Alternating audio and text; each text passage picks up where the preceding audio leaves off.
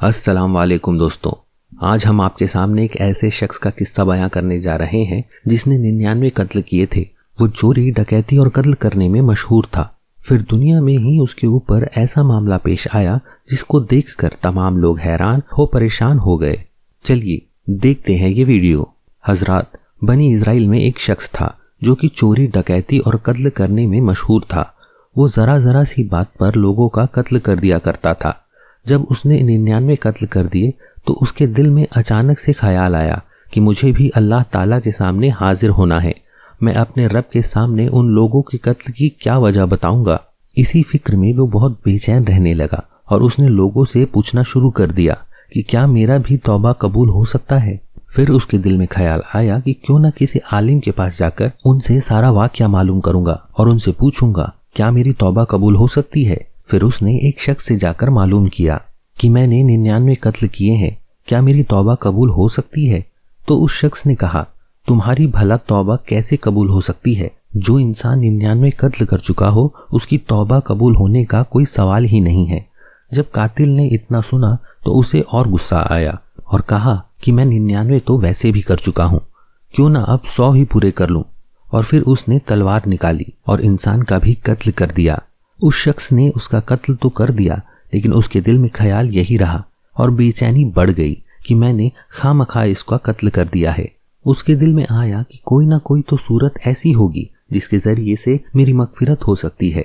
फिर इसी जुस्तजू में वो लग गया और उसने लोगों से ये मालूम किया कि इस दुनिया पर सबसे बड़ा आलिम कौन सा है, ताकि मैं उससे अपना मसला मालूम कर सकूं।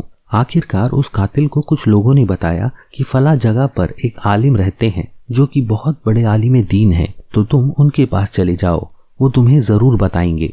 फिर उस कातिल शख्स ने उस आलिम दीन की तलाश करना शुरू कर दिया। चुनाचे उस शख्स को वो आलिम साहब मिल गए।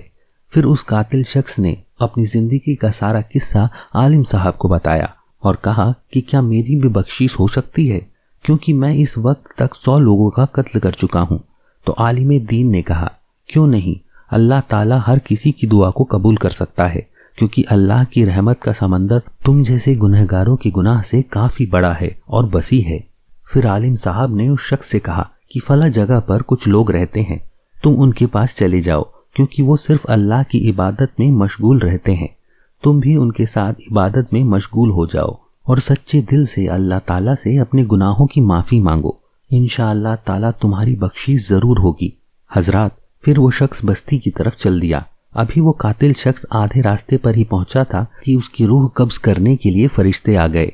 अब उसकी रूह ले जाने का मसला खड़ा हो गया और रहमत के फरिश्ते कहने लगे कि इसकी रूह ले जाने के हम हकदार हैं, और अजाब के फरिश्ते कहने लगे कि इसकी रूह ले जाने के हम हकदार हैं।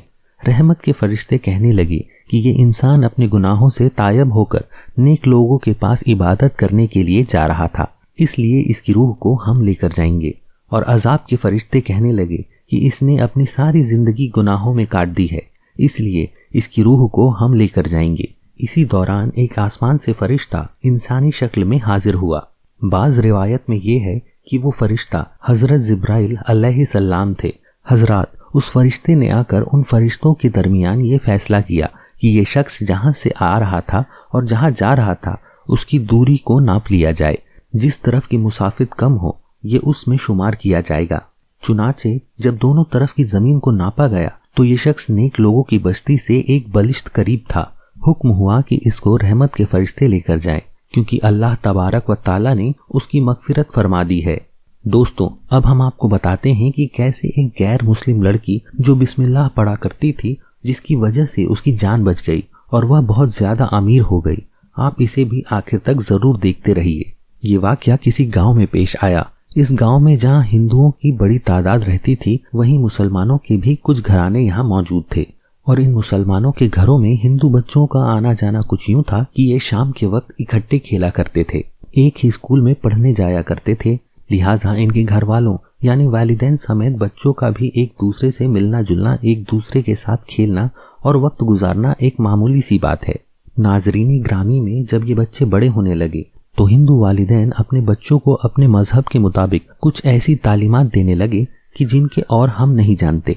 लेकिन मुसलमान घरानों के अंदर कुरान पाक की तालीम का सिलसिला शुरू किया गया, یعنی بچے جب اسکول سے واپس آتے اور شام کھیلنے جانے سے پہلے گھر پر قاری آتا اور انہیں قرآن کریم سکھایا کرتا تھا۔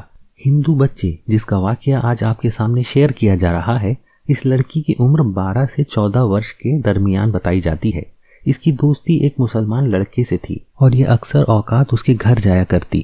اس ہندو لڑکی کی اپنی ماں کا انتقال ہو چکا تھا، لہٰذا اس کی مسلمان دوست کی ماں اسے اپنی بیٹی کی طرح ہی سمجھتی تھی۔ اس کے لیے کھانا بھی بنایا کرتی اور جب بھی اس کے گھر جاتی تو بہت وقت بھی گزارا کرتی، لیکن کوئی اس سے یہ نہیں کہتا کہ وہ اپنے گھر جائے، بلکہ یہ ان کے گھر کا ایک فرد ہی بن چکی تھی۔ ناظرین گرامی، اب مسلمان گھرانے کے اندر اس مسلمان بچی کی قرآن کریم کی تعلیم کا بندوبست کیا گیا، تو پاس یہ ہندو لڑکی بھی بیٹھ جایا کرتی تھی اور دیکھتی کہ اس کی دوست کس طرح قرآن پڑھ رہی ہے۔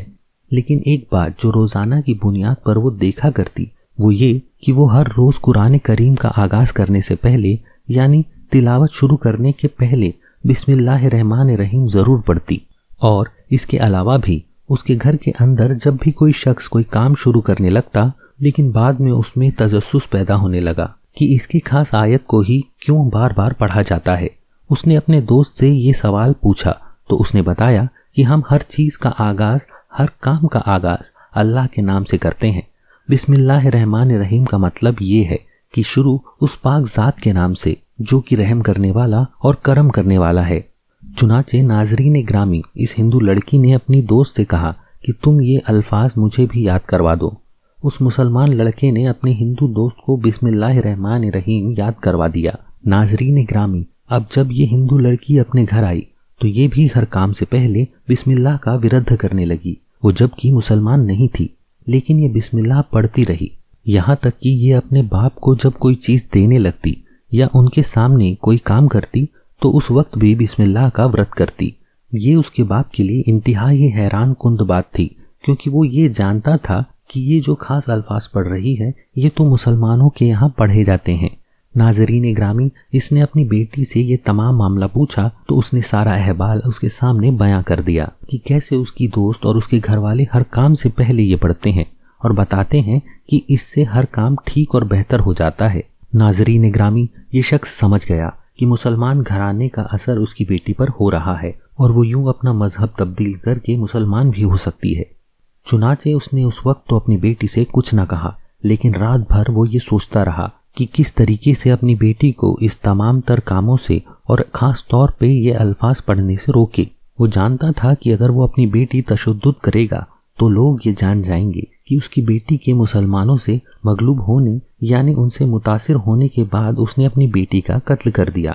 چنانچہ اس نے ایک ارادہ بنایا اور اپنے دوست سے کہا کہ ایک صندوق کے اندر ایک بڑا سانپ بند کر کے اسے لا کر دے دے اور وہ سانپ اپنی بیٹی کے پاس رکھوا دے گا۔ یہ سانپ اس کی بیٹی کو ڈس لے گا اور کوئی بھی اس کے باپ پر شک نہیں کرے گا۔ ناظرین گرامی، اگلے ہی روز اس شخص کا دوست ایک بڑا سا سانپ ایک صندوق میں بند کر کے لایا اور اس کے گھر چھوڑ دیا۔ اس شخص نے اپنی بیٹی سے کہا کہ اس کے اندر میرے دوست کے کچھ زیورات موجود ہیں، تم انہیں کمرے میں رکھ دو اور بادشاہ تم اسے استعمال کر سکتی ہو۔ اس لڑکی نے ایسا ہی کیا۔ کئی روز گزر گئے لیکن لڑکی نے نہ تو صندوق کھولا اور نہ ہی اس کو دیکھا۔ اس شخص کو تجسس پیدا ہونے لگا کہ اگر اس کی بیٹی صندوق کھولے گی تبھی تو سانپ اس کو ڈسے گا۔ ایک روز اس نے خود اپنی بیٹی سے کہا کہ جاؤ وہ صندوق لے کر آؤ اور دیکھو اس میں کیسے زیورات ہیں، تم اسے پہن کر دیکھو، یقیناً تم پر اچھے لگیں گے۔ وہ لڑکی صندوق لے کر آئی۔ اس نے اپنے باپ کے سامنے اس صندوق کا تالا بسم اللہ الرحمن الرحیم پڑھ کر کھولا اور اندر جو چیز موجود تھی اس کو اپنے ہاتھ میں پکڑ لیا۔ اس کی باپ کی آنکھیں حیرت سے کھلی کی کھلی رہ گئیں کہ وہ صندوق جس کے اندر ایک موٹا سانپ موجود تھا وہ ایک ہیرو کا ہار بن چکا تھا جو کہ اس کی بیٹی نے اپنے ہاتھ میں پکڑ رکھا تھا۔ وہ شخص بہت حیران ہوا اور یہ سمجھ گیا تھا کہ یہ بسم اللہ کی برکت ہے کہ جس نے اس کی بیٹی کے سامنے اس سانپ کو ہار میں تبدیل کر دیا اور اللہ نے اس کی زندگی کو محفوظ کر لیا۔ اس نے اپنی بیٹی کا ہاتھ پکڑا اور فوری طور پر اس مسلمان پڑوسیوں کے گھر جا پہنچا، تمام واقعہ ان کے سامنے بیان کر دیا اور کہا کہ میں اور میری بیٹی اسلام قبول کرنا چاہتے ہیں۔ یہ واقعی سچا دن ہے کہ جس کے صرف ایک آیت چند الفاظوں کو پڑھنے والوں کو اللہ رب العالمین نے یوں محفوظ کر لیا کہ سانپ ان کے سامنے ہیرو کا ایک ہار کے اندر تبدیل ہو گیا۔ چنانچہ ناظرین گرامی انہیں فوری طور پر غسل کروایا گیا اور مقامی طور پر موجود ایک چھوٹی سی مسجد کے اندر لے جایا گیا، جہاں ان دونوں باپ بیٹی نے اسلام قبول کیا اور یہ دائرہ اسلام میں داخل ہو گیا۔ اس ویڈیو میں اتنا ہی۔ اللہ حافظ۔